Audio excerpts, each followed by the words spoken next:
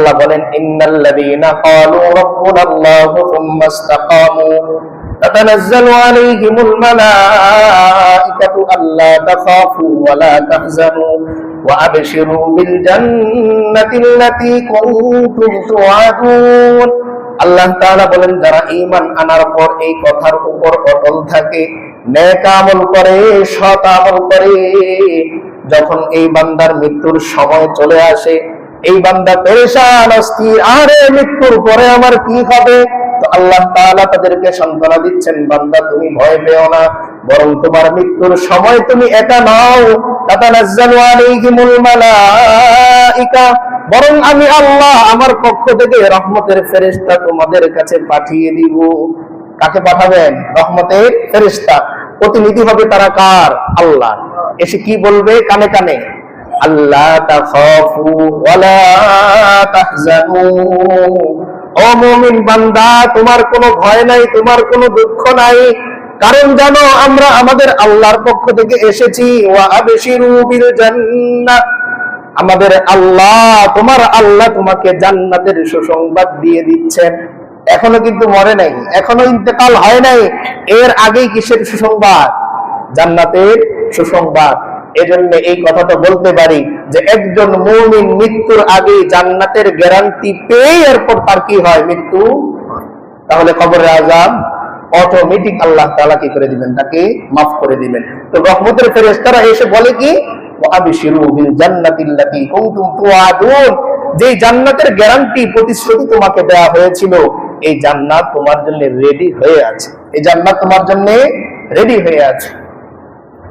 তাহলে মৃত্যুর সময়ই আল্লাহ তাআলা তাকে কি করতেছেন? সাহায্য করা শুরু করে দিয়েছেন, যেটা আল্লাহ বলেন ওয়ালা নাজজিয়ান্নাহুম, আর আমি তাদেরকে প্রতিদান দিব, আজরাহুম, তাদের প্রতিদান, তাদের মজুরি, তাদের পারিশ্রমিক, বিআহসানি মা কানু ইয়ামালুন, বান্দা যতটুকু আমল করেছে এর চাইতে অনেক বেশি, যতটুকু আমল করেছে এর চাইতে অনেক বেশি। মৃত্যুর সময়ই শুরু হয়ে গেল অটোমেটিক প্রতিদান দেয়া। আল্লাহ তাআলা বলেন যে বান্দা দুনিয়ার মানুষ দেখতেছে তুমি একা না, বরং আমি আল্লাহ তোমার সঙ্গে আছি। কিভাবে বললাম এই কথা? পরের অংশে আল্লাহ বলেন নাহনু আউলিয়াউকুম ফিল হায়াতিদ দুনিয়া ওয়া ফিল আখিরাহ।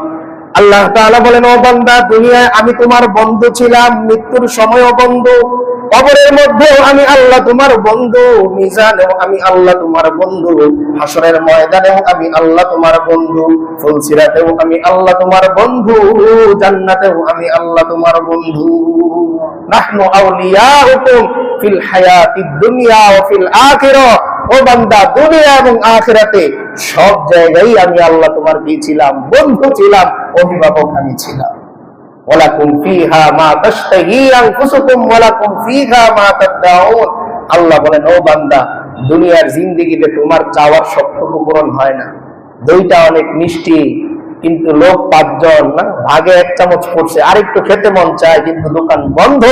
আল্লাহ বলেন বান্দা হাসরের ময়দানে জান্নাত পাওয়ার পর কতটুকু খেতে মনে চাইবে? তোমার মনে শুধু আসবে, আমি আল্লাহ সঙ্গে সঙ্গে তোমার মন ভরে দিব পরিমাণে।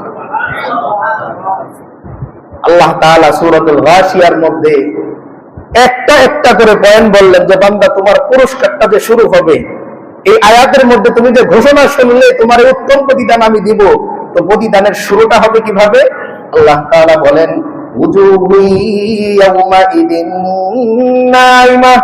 আল্লাহ তাআলা বলেন দুনিয়ার জিন্দেগিতে তোমার চেহারাটা মাঝে মাঝে মলিন হয়, কখনো রোদের তাপে কালো হয়, কিন্তু আমি আল্লাহ জান্নাতে যাওয়ার আগে তোমার চেহারাটা উজ্জ্বল করে দিব। কি করে দিবেন? চেহারাটা উজ্জ্বল করে দিবেন, আলো লাগবে না, চেহারার আলো দিয়ে পুরো ময়দান আলোকিত হয়ে যাবে। উজুহু ইয়াউমাইদিন নাইমা।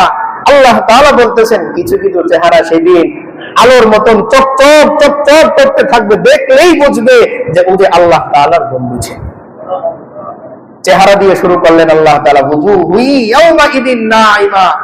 কিছু কিছু চেহারা এমন থাকবে যে চেহারার মধ্যে নিয়ামতের আসর থাকবে।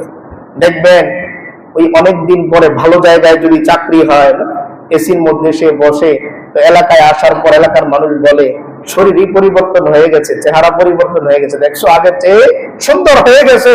অটোমেটিক কাফেররা বলতে থাকবে, আহারে দুনিয়ায় না দেখলাম ও বেলাল ছিল, হাবশি গোলাম ছিল, এখন থেকে চেহারা থেকে শুধু আলো আলো আর আলো বের হচ্ছে। হাসরের ময়দানে আল্লাহ তাআলা কালো রাখবেন না কাউরে, এই বর্ণই রাখবেন না, এত সুন্দর করে দিবেন যে 1000 বছর পার হয়ে যাবে, নিজের স্ত্রী তাকিয়ে থাকবে, কোন দিক দিয়ে সময় চলে যাবে টেরই পাবে না কেউ। সুবহানাল্লাহ। এরপরে আয়াতে আল্লাহ বলতেছেন, নিসাইহা রাদিয়া, ওই দিন মুমিন বান্দারা তাদের চেষ্টার জন্য সন্তুষ্ট হবে। তারা যে দুনিয়ায় এত পরিশ্রম করলো, এই জন্য তারা কি হবে? সন্তুষ্ট হবে। দেখেন দুনিয়ায় কিন্তু আমরা সন্তুষ্ট হতে পারি না। না, আমি অনেক ইনকাম করার পর 10টা বাড়ি করেছি। ঘটনাক্রমে আমার এক বন্ধুর সাথে কদিন পরে দেখা হলো, সে বলতেছে আমি আলহামদুলিল্লাহ 13টা করছি। এখন আমার মনের মধ্যে থাকে, আরে আরেকটু চেষ্টা বেশি করলে মনে হয় আমারও কয়টা হতো? 13টা হতো। আল্লাহ তাআলা বলেন, লিসাইহা রাদিয়া, ও বান্দা দুনিয়ার মতন এমন অভিযোগ তোমার থাকবে না, নিজের প্রতি কোনো অভিযোগ থাকবে না, বরং আমি আল্লাহ এমন এক জান্নাত তোমাকে দান করব, যেই জান্নাত দেখার পর তোমার কোনো অভিযোগ আর থাকবে না, কোনো অভিযোগ থাকবে না। আল্লাহ বলতেছেন, এবার থাকার জায়গা তোমার কোথায়? চেহারা তো সুন্দর হয়ে গেল, তুমিও সন্তুষ্ট, এবার তোমার ঠিকানা কোথায়? ফি জান্নাতিল আলিয়া। আল্লাহ বলেন, এত উঁচা এক জান্নাত, যেমন উচ্চতায় যাওয়ার পর তোমার আর উঁচা জায়গায় যাওয়ার ইচ্ছা থাকবে না। দুনিয়ায় হয় না এরকম, গরমকালে উপরের যেই টপ ফ্লোর আছে ওইখানে একটু বাতাসটা বেশি আনাগোনা করে না? আল্লাহ তাআলা বলেন, বান্দা এমন এক উঁচা জান্নাত আমি আল্লাহ তোমাকে দান করব, যেই জায়গা থেকে তুমি নজর করলেই আমি আল্লাহকে দেখতে পাবি। ফি জান্নাতিন আলিয়া, উঁচা হওয়ার প্রত্যাশা আমাদের সবার মনেই তো আছে না? আল্লাহ বললেই তো পারতেন ফি জান্নাতিন, জান্নাতের মধ্যে থাকবে।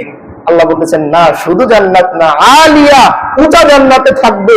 দুনিয়ায় তোমার যত বড় হওয়ার স্বপ্ন ছিল, ওই বিল্ডিং এর মাথায় যদি আমি একটা বাসা করতে পারতাম, আল্লাহ বলতেছেন ফি জান্নাতিন আলিয়া, ও বান্দা আমি তোমার এমন একটা উঁচা জান্নাতের মধ্যেই রাখবো। কোথায় রাখবেন? উঁচা জান্নাতের মধ্যে। এরপরে দেখেন, লা তাসমাউ ফিহা লাগিয়া, আল্লাহ তাআলা বলতেছেন দুনিয়ার মধ্যে, শহরে আপনার বাসা, পাশেই গাড়ির হর্ন শোনা যায় না, মানুষের আওয়াজ শোনা যায় না?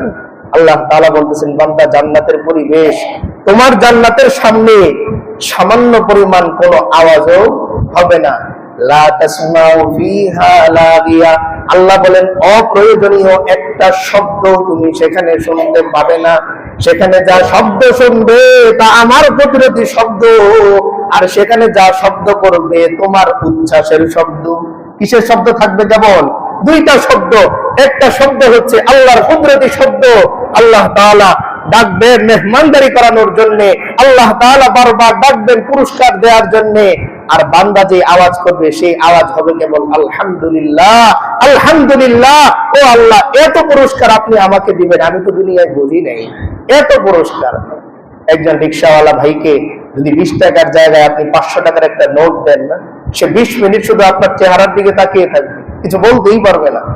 তো আল্লাহ তাআলা এমন একজন নাক বান্দাকে দান করবেন, সে আফসোস করবে, আরে আসলেই তো আমার আল্লাহ আল্লাহু আকবার ছিলেন, আমি নামাজ পড়লাম 10 মিনিটে আর তিনি আমার জান্নাত দিলেন এত আলা শানে। বান্দা সেদিন আসলেই অবাক হয়ে যাবে, আর কাফেররা কেবল আফসোস করবে, কাফেররা কেবল আফসোস করবে। এরপরে আল্লাহ বলতেছেন ফিহা আইনুন জারিয়া, সেখানে চলমান নদী থাকবে, যে নদী দিয়ে জান্নাতি পানি প্রবাহিত হবে। না, বাড়ির সামনে একটা লেক থাকলে, মনে করেন আপনার সুন্দর একটা নিস্তব্ধ নিঝুম জায়গায় একটা বাসা, এই বাসার সামনে দিয়ে আবার একটা পরিষ্কার পানির লেক গেছে, দৃশ্যটাই কেমন না? আল্লাহ বলতেছেন, বান্দা দুনিয়ায় টাকা নাই, অসুবিধা নাই, অপেক্ষা করো, এই 60 বছর 65 বছর জিন্দেগির পরে আমি আল্লাহ তোমাকে এমন জান্নাত দান করব, যেই জান্নাতের সামনে জান্নাতি লেক থাকবে। কি থাকবে? জান্নাতি লেক থাকবে। নহর একটা না, আমরা আগে আলোচনা করেছি, সময় বেশি নেই, না তো এদিকে যেতাম। 4 ধরনের নহর, না দুধের নহর, এরপরে পবিত্র শরাবের নহর, মধুর নহর, আবার জান্নাতি পরিষ্কার পরিচ্ছন্ন পানির নহর। যখন যেটা মন চাবে শুধু তাকাবে, অটোমেটিক তার মুখের মধ্যে সেই পানি চলে আসবে। এরপরে আল্লাহ তাআলা বলতেছেন ফিহা সুরুম মারফুআ।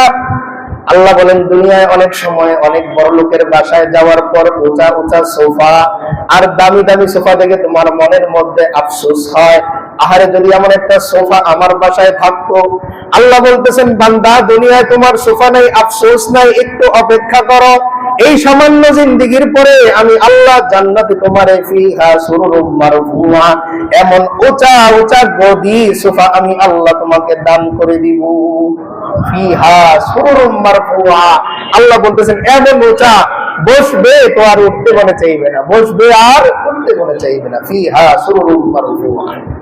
এরপরে আল্লাহ বলেন ওয়া আকওয়াবুম মাওদুআ। আল্লাহ বলেন ও বান্দা তোমার স্ত্রীর কাছে পানি চাইতে হয়, আপনার একটু পানি পিপাসা এসে কি করতে হয়, চাইতে হয় যে আমার এক গ্লাস পানি দাও।